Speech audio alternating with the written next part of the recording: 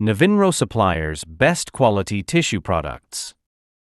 ශුද්ධෝත්තම ප්‍රැන්සිස් පාප්පාන්සේගේ දේහය පිළිබඳ අවසන් කටයුතු සිදු කිරීමෙන් පසුව වතිකන් සම්ප්‍රදාය අනුව පවතින දින 9ක ශෝක කාලයේද අවසන් වී එළඹෙන මැයි 7 වනදා සිට කොන්ක්ලේව් එනම් නව පාප්පාන්සේ කෙනෙකු තෝරා පත් කර ගැනීම වෙනුවෙන් පවත්වනු ලබන සමුළුව ආරම්භ වෙනවා. ඉතින් මේ පසුබිම තුළ 2024 දී රිලීස් වුණ එඩ්වර්ඩ් බර්ගර් විසින් අධ්‍යක්ෂණය කරපු කොන්ක්ලේව් කියන චිත්‍රපටය ජනප්‍රිය වෙන්න පටන් ගත්තා. ඉතින් අපි බලමු මොකද්ද මේ චිත්‍රපටයේ සාරාංශය කියලා.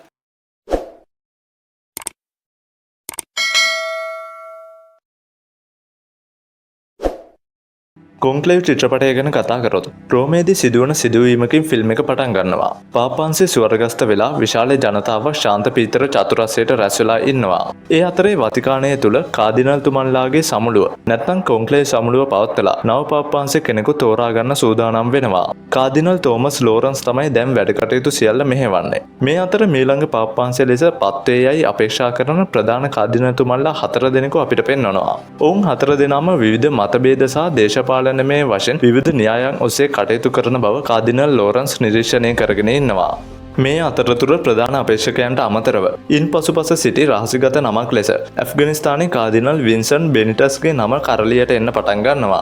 ඇත්තටම කාදිනල් බෙනිටස්ව පසුගිය පාත්තුමා විසින් රහසිගතව තමයි පත් කරලා තියෙන්නේ. ඇෆ්ගනිස්තානයේ වගේ මුස්ලිම් ජනතාව බහුල රටක කාදිනල් තුමෙකු පත් වුණේ කොහොමද කියලාත් අනිකුත් කාදිනල් තුමන්ලා අතර මතභේදාත්මක තත්ත්වයක් මෙහිදී ඇති වෙනවා. තවද කාදිනල් බෙනිටස් ඉතාම භක්තිමත් සහ බලය උදෙසා සටන් නොකරන බවත් කාදිනල් ලෝරන්ස්ට තේරුම් යනවා. පාප්දූරය වෙනුවෙන් සිදු කරන කාදිනල් තුමන්ලා අතර ඡන්දය මේ අවස්ථාවේදී පෙන්වනවා. මෙහි 3න් 2ක බහුතර කැමැත්ත ලැබෙන කාදිනල් තුමන් මීළඟ පාප්පාන්සේ ලෙස පත් වෙන්න සුදුසුකම් ලබනවා. කොහොම වුණත් මේ අවස්ථාවේදී වතිකානයේ බෝම්බ පිපිරීමක් සිදු වෙනවා. ඒ අවස්ථාවේදී කාදිනල් බෙනිටස් සියලුම කාදිනල් තුමන්ලා අමතා සාමය, දයාව සහ විශ්වාසය පිළිබඳව මතක් කර දෙනවා. මේ සිද්ධිය සමග කාදිනල් බෙනිටස් වෙත සියලුම කාදිනල්වරුන්ගේ සහාය ලැබෙනවා. අවසානයේදී නව පාප්තුමා තෝරාගත් බවට සුදු දුමාරය මුදා හැරීමට සලස්වනවා. කොහොම වුණත් පසුව නව පාප්තුමන් ලෙස පත් වූ කාදිනල් බෙනිටස් විසින් කාදිනල් ලෝරන්ස් හට පුද්ගලික රහසක් හෙළි කරනවා. ඔහු සඳහන් කරන්නේ ඔහු උපන් කාලයේ සිටම ඉන්ටර්සෙක්ස් පුද්ගලයෙකු බවයි. ඒ කියන්නේ පිටතින් පුරුෂයෙක් වුණත් ඇතුළාන්තයෙන් කාන්තා ශරීරාංග තිබෙන පුද්ගලයෙක් බවයි. කොහොම හරි කාදිනල් ලෝරන්ස්ද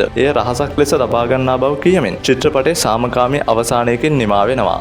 එය හුදෙක්ම චිත්‍රපටයක් පමණයි. සැබෑ කොන්ක්ලේව් සමුළුවේදී ඇත්තෙන්ම සිස්ටයින් දෙව්මැදුරේ රැස් වෙන කාදිනල් තුමන්ලා යාඥා යෝගීව මීළඟ පාප්පාන්සේ තෝරා ගැනීම වෙනුවෙන් ඡන්දය ප්‍රකාශ කරනවා. සැබවින්ම එය මනුෂ්‍ය මට්ටමින් එහාට ගිය ශුද්ධ අවස්ථාවක් ලෙස සැලකෙනවා. බිලියන 1.4ක් වූ කතෝලික දහම අදහන ජනතාවට පමණක් නොව මුළු මහත් ලෝකයේම වැදගත්ම සන්ධිස්ථානය වෙන්නේ මෙම පාප්දූරයයි. වයස අවුරුදු 80ට අඩු කාදිනල් තුමන්ලා 135 දෙනෙකු පමණ වතිකානයේ සිස්ටයින් දෙව්මැදුර තුළ පිටතින් අගුළු දමා ඡන්දය ප්‍රකාශ කිරීම ආරම්භ වෙනවා. තවද ක්‍රොයේෂියාවේ සහ ඉස්පානයේ කාදිනල් තුමන්ලා දෙදෙනෙක් අයහපත් සෞඛ්‍ය තත්ත්වයේ හේතුවෙන් පාප්දූරය වෙනුවෙන් සහභාගී නොවන බව සඳහන් කර තිබුණා. ඉතිරි සියලුම කාදිනල් තුමන්ලා මේ අවස්ථාවට සහභාගී වෙන්න නියමිතයි. එක් කාදිනල් තුමෙකු 3න් 2ක බහුතරය ලබා ගන්නා තුරු දිනකට කිහිපවරක් ලෙස දින කිහිපයක් වුවද මෙම ඡන්දය පවත්වනු ලබනවා. මේ සිදුවන්නේ කිසිම බාහිර සම්බන්ධතාවයක් හෝ බලපෑමක් නොමැතිව කාදිනල් තුමන්ලා අතර රහස්‍යභාවයද සුරකීම මතයි. මේ හුදු දේශපාලනික ඡන්දයකට කිසිසේත්ම සමාන වෙන්නේ නැහැ. දෙවියන් වහන්සේ විසින් කාදිනල් තුමන්ලා යොදා ගනිමින් සභාවේ නායකත්වයට ශුද්ධෝ පේදුරු තුමන්ගේ 267 වන අනුප්‍රාප්තිකයා තෝරා දෙනු ලබන ශුද්ධෝ අවස්ථාවක් ලෙස මේ සැලකෙනවා. එහිදී පත්වන්නේ කවුද, සුදුසුකම් මොනවාද, මොන ජාතියේද, මොන කුලයේද, ඒ කිසිම දෙයක් අදාළ වෙන්නේ නැහැ.